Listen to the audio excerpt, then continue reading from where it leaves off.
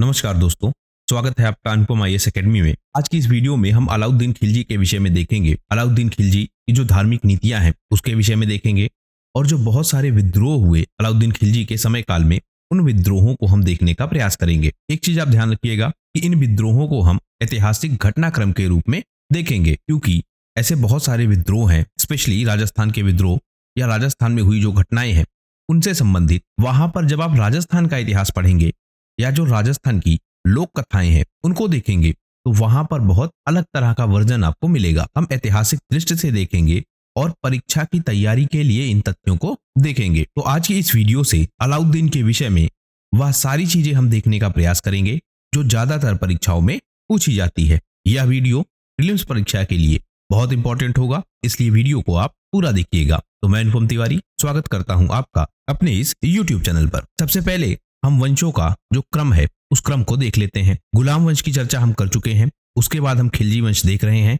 इसके बाद हम चर्चा करेंगे तुगलक वंश की, उसके बाद सैयद वंश, फिर लोदी वंश, मुगल वंश, सूरी वंश और अंत में फिर से हम मुगल वंश की चर्चा करेंगे। तो खिलजी वंश का क्षेत्र हमने देखा था कि एक बड़े क्षेत्र पर यह फैले हुए थे। अब हम देखते हैं अलाउद्दीन खिलजी को, जो 1296 से लेकर 1316 तक शासन को चलाता था। इसका जो मूल नाम है, मूल नाम क्या है? अली गुरशाप्स। हालांकि इससे जुड़ी कुछ अन्य उपाधियां भी हमको मिलती है और यह उपाधियां पूछी जाती हैं।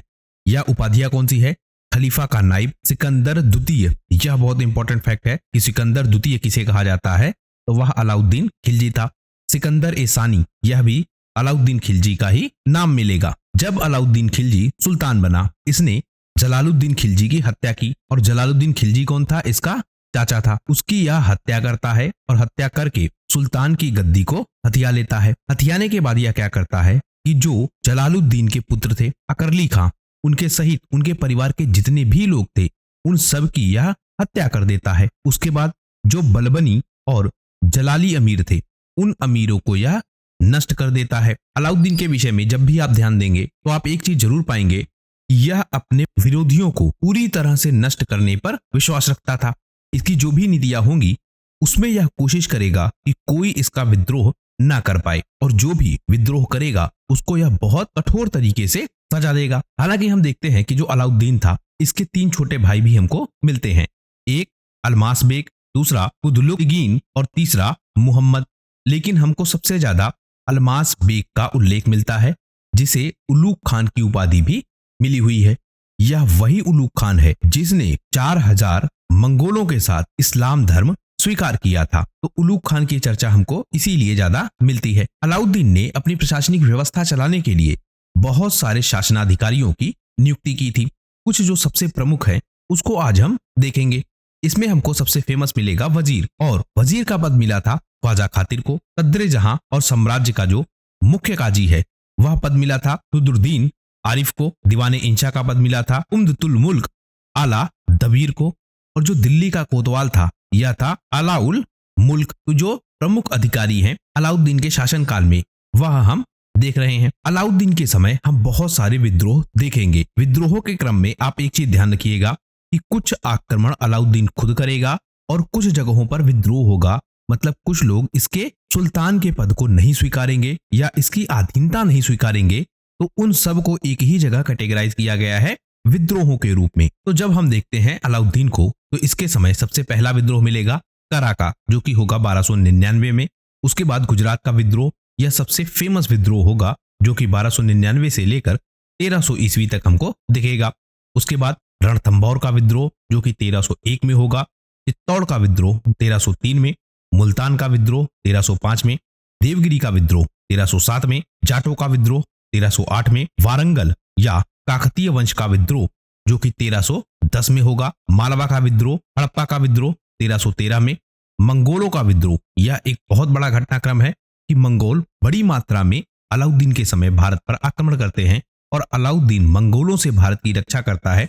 वह एक अलग घटनाक्रम है और एक अलग तरह का वैचारिक पक्ष है जिसको हम जरूर देखेंगे और काफी डिटेल से देखेंगे। इसके बाद जो नए मुसलमान हैं उनका भी विद्रोह होता है। तो इसमें से जो प्रमुख विद्रोह है उन विद्रोहों को हम देखेंगे। जो आपका यह मंगोल विद्रोह है इसको हम बहुत शॉर्ट वे में देखेंगे क्योंकि यह एक बहुत बड़ा टॉपिक है और कैसे अलाउद्दीन के काल में जो मंगोल विद्रोह था उससे भारत की रक्षा हुई, या अलाउद्दीन की जो नीतियां थी उससे जो मंगोलों का भारत पर आक्रमण हो रहा था उससे भारत सुरक्षित रह सका, उसके विषय में हम डिटेल से चर्चा करेंगे। लेकिन यह जितने भी विद्रोह हैं इनके विषय में हम थोड़ा थोड़ा देख लेते हैं। सबसे पहले हम देखेंगे करा का विद्रोह। यह हुआ 1299 में। यह विद्रोह हुआ था जब अलाउद्दीन ने अपने चाचा और जो सुल्तान थे जलालुद्दीन खिलजी उनकी हत्या की। तो उस समय जो जलालुद्दीन के समर्थक थे, कुछ करीबी लोग थे, कुछ रिश्तेदार थे, इन्होंने अलाउद्दीन के खिलाफ विद्रोह किया। लेकिन अलाउद्दीन की जो नीति थी कि कोई भी विद्रोह हो तो उसको बहुत तीव्रता के साथ दबाया जाए, अलाउद्दीन ने वही काम किया। अलाउद्दीन ने जितने भी जलालुद्दीन के परिवार के लोग हैं उनको या तो मार डाला या कैद कर लिया और हर तरीके का प्रयास करके इस विद्रोह को दबा दिया। अगला विद्रोह गुजरात का विद्रोह। गुजरात का विद्रोह 1299 से 1300 ईस्वी के मध्य हुआ। इस समय हम देखते हैं कि जो गुजरात का क्षेत्र है वहां पर राजा है राजा करण, और यह बघेल वंश के राजा है। इन्होंने अलाउद्दीन की सत्ता स्वीकार नहीं की, तो अलाउद्दीन ने अपनी सेना भेजी और उनमें जो सेनापति है वह नाम आपको ध्यान रखने होंगे। अलाउद्दीन के सेनापति उलूग खान और नुसरत खान, यह दोनों जाते हैं। और एक चीज और आपको मिलेगी कि जो यह अभियान हुआ उसी अभियान के दौरान जो मलिक कफूर है, इस मलिक कफूर को गुलाम के रूप में दिल्ली लाया गया। मतलब इसी विद्रोह के दौरान गुलाम के रूप में मलिक कफूर पकड़ा गया। अलाउद्दीन ने इस विद्रोह को कुचल दिया और कुचलने के बाद गुजरात को दिल्ली सल्तनत का हिस्सा बना दिया। इस अभियान के दौरान ही जो कैम्बे का क्षेत्र है वहीं से मलिक कफूर पकड़ा गया था। अगला विद्रोह रणथंभौर का विद्रोह 1301 ईस्वी में। इस समय हम देखते हैं कि जो रणथंभौर का क्षेत्र है यहाँ पर हम्मीर देव जो कि पृथ्वीराज के उत्तराधिकारी थे उनका शासन था।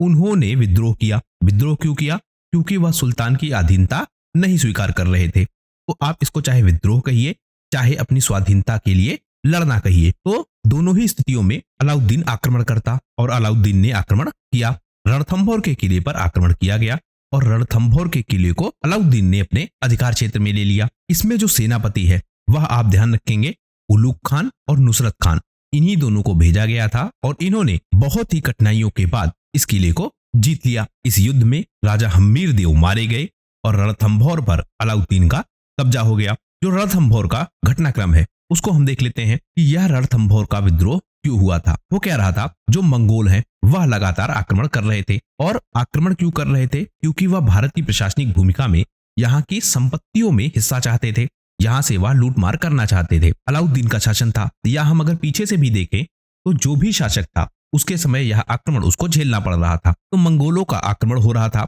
और अलाउद्दीन इन आक्रमणों को दबा रहा था। मतलब बहुत तेजी के साथ मंगोलों का दमन हो रहा था। इसी बीच दो मंगोल सैनिक यह भागकर पहुंच जाते हैं रणथंभौर, और रणथंभौर में यह शरण की मांग करते हैं। तो राजपूतों की शरण में पहुंच जाते हैं कौन? मंगोल सैनिक। राजपूतों की जो परंपरा रही है उस परंपरा का वह पालन करते हैं और इन सैनिकों को शरण दे देते हैं, क्योंकि यह शरणार्थी थे। अलाउद्दीन ने हमीर देव से, जो कि रणथंभौर के राजा थे, उनसे कहा उन दोनों सैनिकों को या तो उसे लौटा दे या मार दे या फिर उनको राज्य से निकाल दे। तो या तो वह अलाउद्दीन को लौटा दे या उनकी हत्या कर दे या उनको अपने राज्य से निकाल दे। लेकिन राजपूत परंपरा का जो भाव है वह हमको यहाँ दिखेगा। राजा हम्मीर देव ऐसा नहीं करते हैं। इससे अलाउद्दीन कुपित होता है या क्रोधित होता है और वह एक बड़ी सेना के साथ वहां पर आक्रमण कर देता है। पहले चरण में जब यह आक्रमण हुआ तो हमीर देव ने अलाउद्दीन की सेना को हरा दिया, लेकिन अब स्वयं अलाउद्दीन आता है और इसके साथ हमको अमीर खुसरो भी मिलेगा। इस आक्रमण में अमीर खुसरो भी शामिल है। तो अलाउद्दीन खुद आएगा सेना का नेतृत्व करने और इस तरह से अलाउद्दीन अपनी नीति अपनाता है। वह 3 माह तक रणथंभौर के किले के बाहर डेरा डालता है। यह घटनाक्रम आपको चित्तौड़ में भी मिलेगा। किलों के बाहर डेरा डालकर जो रसद है उस सप्लाई को रोक देना, यह हमको अलाउद्दीन की रणनीतियों में दिखेगा। तो अलाउद्दीन रणथंभौर किले के बाहर डेरा डाल देता है और डेरा 3 माह तक रहता है। इस कारण से जो राजमहल है वहां पर खाद्यान्न संकट हो जाता है और धीरे धीरे परिस्थिति इतनी खराब हो जाती है कि अब जो हमीर देव हैं उनको युद्ध के मैदान में उतरना पड़ता है। वह बाहर आते हैं। इसी बीच जो रणथंभौर की स्त्रियां हैं वह जौहर कर लेती है और जितने भी पुरुष हैं वह 1301 ईस्वी में युद्ध के मैदान में उतर आते हैं। इस युद्ध में अलाउद्दीन विजयी रहा और इस तरह से रणथंभौर के किले पर अलाउद्दीन का अधिकार हो गया। अगला विद्रोह चित्तौड़ का विद्रोह, जो कि हुआ 1303 में। इस विद्रोह में भी हम देखते हैं कि एक बहुत फेमस मूवी आपने देखी होगी, पद्मावत, वह इसी आक्रमण से कनेक्टेड है। तो वहां पर राजा थे रावल रतन सिंह। इन्होंने भी अलाउद्दीन की अधीनता नहीं स्वीकार की। इसमें कई सारी स्थितियां आपको मिलेंगी। एक तो आपको मिलेगी रानी पद्मावती की या रानी पद्मिनी की जो कहानी है, वह कहानी आपको मिलेगी कि उसके लिए आक्रमण हुआ। एक घटनाक्रम आपको और मिलेगा कि चित्तौड़ ने अलाउद्दीन की अधीनता नहीं स्वीकार की थी। एक आपको और मिलेगा विचार कि जो चित्तौड़ का किला था वह व्यापारिक रूप से भी बहुत इंपॉर्टेंट था। तो इन सारे घटनाक्रमों को हमें देखना होगा, तब हम इस पूरी थ्योरी को या इस पूरे आक्रमण को ठीक से समझ पाएंगे। ज्यादातर जिस चीज को बढ़ा चढ़ा के बताया गया है वह है रानी पद्मावती की कहानी। तो रावल रतन सिंह होते हैं चित्तौड़ में और उन पर यह आक्रमण होता है। इस आक्रमण के बाद रावल रतन सिंह मारे जाते हैं और जो चित्तौड़ की रानियां हैं और जो महिलाएं हैं वह जौहर करती हैं और अलाउद्दीन का नियंत्रण स्थापित हो जाता है चित्तौड़ के किले पर। किले को जीतने के बाद अलाउद्दीन अपने नाबालिग बेटे खिज्र खान को वहां का प्रशासक नियुक्त कर देता है।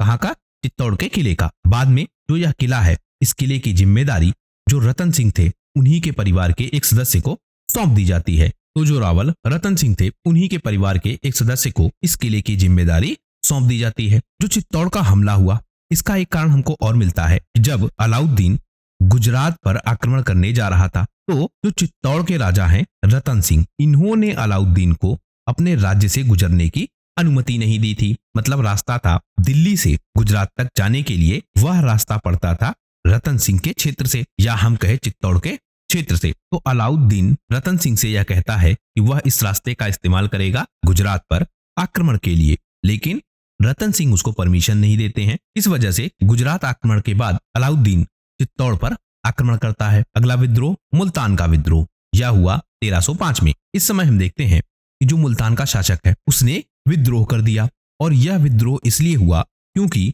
जो जलालुद्दीन थे जिसकी हत्या की थी अलाउद्दीन ने, उसके कुछ वफादार लोग थे और वह वफादार लोग अब अपनी अलग शासन व्यवस्था स्थापित करना चाहते थे। और जो जलालुद्दीन के समर्थक थे वह चाहते थे कि जो अलाउद्दीन का बेटा है अकरली खान, उसको सुल्तान बनाया जाए। इसीलिए यह विद्रोह हुआ था। अलाउद्दीन क्या करता है, अपने सेनापति गाजी मलिक को भेजता है और गाजी मलिक इस विद्रोह को सफलतापूर्वक दबा देता है। और इससे हम देखते हैं कि जो मुल्तान का क्षेत्र है वह फिर से दिल्ली सल्तनत के अधीन आ जाता है। यह गाजी मलिक आप जरूर ध्यान रखिएगा, यह आपको आगे भी मिलेगा और यह एक बहुत इंपॉर्टेंट व्यक्ति है। आगे आप जब देखेंगे तो आपको समझ में आएगा। फिर होगा देवगिरी का विद्रोह 1307 में। देवगिरी में हम देखते हैं कि जो यादव वंश है उसके राजा हमको रामचंद्र मिलते हैं और इस विद्रोह को दबाने के लिए अलाउद्दीन अपने सेनापति मलिक कफूर को भेजता है और इसके बाद रामचंद्र को पराजित किया जाता है और पराजित करने के बाद उनको दिल्ली सल्तनत के अंतर्गत रखा जाता है। तो इससे जो देवगिरी का क्षेत्र है वह दिल्ली सल्तनत के अधीन हो जाता है। अगला विद्रोह जाटों का विद्रोह, जो कि हुआ 1308 में। इस विद्रोह में हम देखते हैं कि जो अलाउद्दीन था वह बहुत कठोर कर व्यवस्था लगा रहा था और उस कठोर कर व्यवस्था के खिलाफ जो जाट समुदाय है वह विद्रोह कर देता है। तो जाटों के विद्रोह में एक चीज आप ध्यान रखिएगा कि यह विद्रोह मुख्यतः हुआ था अलाउद्दीन की कठोर कर नीति के कारण। हालांकि इस विद्रोह में भी हम देखते हैं कि अलाउद्दीन इस विद्रोह को कुचल देता है और जो जाट हैं उनको बहुत कठोर दंड दिए जाते हैं। इस विद्रोह के बाद एक परिवर्तन हम और देखते हैं कि जो अलाउद्दीन है वह अपनी कर व्यवस्था और अपनी सैन्य नीतियों को और भी सख्त कर देता है, यानी कि और कठोर नीतियां यह बनाने लगता है और इसलिए यह बनाता है कि कोई भी विद्रोह उसके क्षेत्र में ना हो सके। तो जाटों का विद्रोह हमने देख लिया। इसके बाद हम देखते हैं जो वारंगल है या जो काकतीय वंश का क्षेत्र था वहां पर विद्रोह होता है।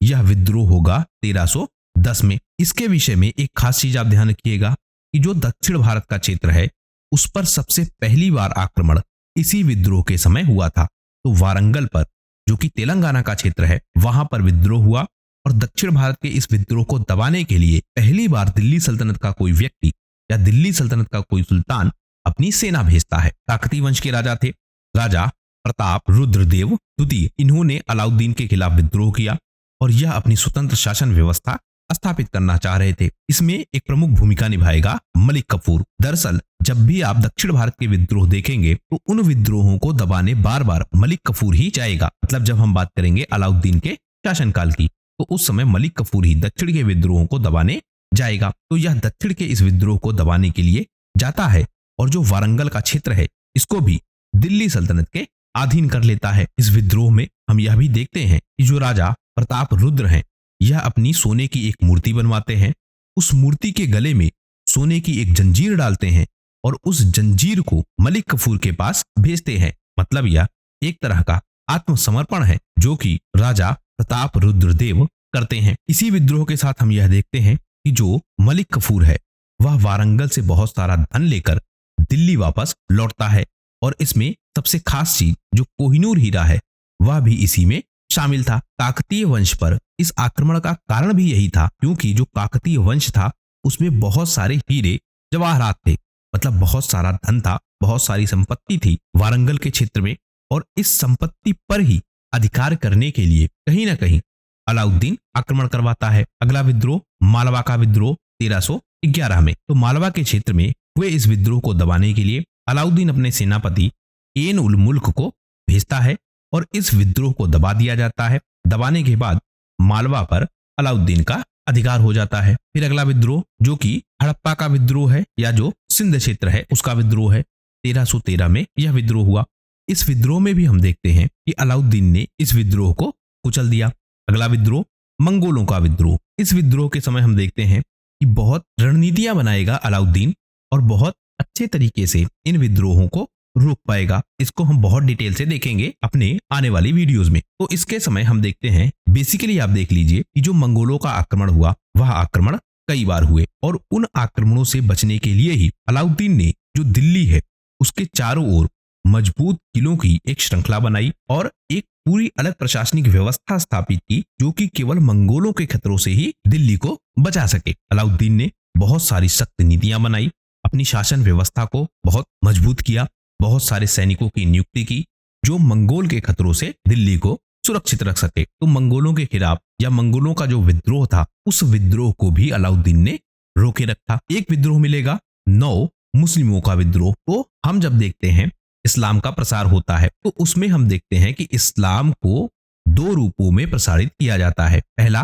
कुछ लोगों को जबरदस्ती इस्लाम कबूल करवाया जाता है और कुछ लोग अपनी मर्जी से इस्लाम कबूल करते हैं। तो ऐसे बहुत सारे हिंदू या तो वह जबरन या अपनी मर्जी से इस्लाम में शामिल हुए हैं। और इस्लाम में जो शामिल होने का कारण था वह कारण क्या था? जिनको जबरदस्ती बनाया गया उनके सामने तो शायद ऑप्शन नहीं था, लेकिन जो अपनी मर्जी से बने थे वह दरअसल वह लोग थे जो ब्राह्मणवादी व्यवस्था में दबे हुए थे या जिनका शोषण हो रहा था ब्राह्मणवादी व्यवस्था में। वह इस उम्मीद से गए थे इस्लाम में कि उनको इस्लाम में एक आशा दिख रही थी क्योंकि इस्लाम बात कर रहा था कि हमारे यहाँ सब बराबर है, हमारे यहाँ कोई जाति व्यवस्था नहीं है। तो उस उम्मीद से यह लोग गए थे, लेकिन जब वहां यह लोग पहुंचे, मतलब जब इन लोगों ने इस्लाम कबूल कर लिया, उसके बाद इनको बहुत सारे भेदभाव झेलने पड़े और जो बराबरी के दर्जे की मांग थी वह मांग इनकी पूरी नहीं हो रही थी। इसलिए इन नौ मुस्लिमों ने भी विद्रोह किया या जो यह नए मुसलमान हैं इन्होंने विद्रोह किया। और इस विद्रोह के कारण हम देखेंगे कि बाद में जो आपका खिलजी वंश है वह खिलजी वंश ही कहीं ना कहीं कमजोर पड़ेगा। नौ मुस्लिमों के विद्रोह में हम देखते हैं कि यह विद्रोह मुख्यतः होगा दिल्ली में और उसके आसपास के क्षेत्रों में। और प्रयास क्या था कि यह लोग बराबरी का अधिकार चाह रहे थे। और जो यह मुस्लिमों का विद्रोह था यह दरअसल अलाउद्दीन खिलजी के सामने एक बहुत बड़ी समस्या बनकर उभरा था क्योंकि अलाउद्दीन जिस तरह की नीतियां चला रहा था वह नीतियां शासन में विद्रोह पैदा कर रही थी। मतलब यह जबरदस्ती अपनी प्रशासनिक व्यवस्था, अपनी सैन्य व्यवस्था, अपनी कर व्यवस्था, यानी कि जो भी यह नीतियां बनाता था उसको जबरदस्ती हर हालत में यह लागू करवाता था।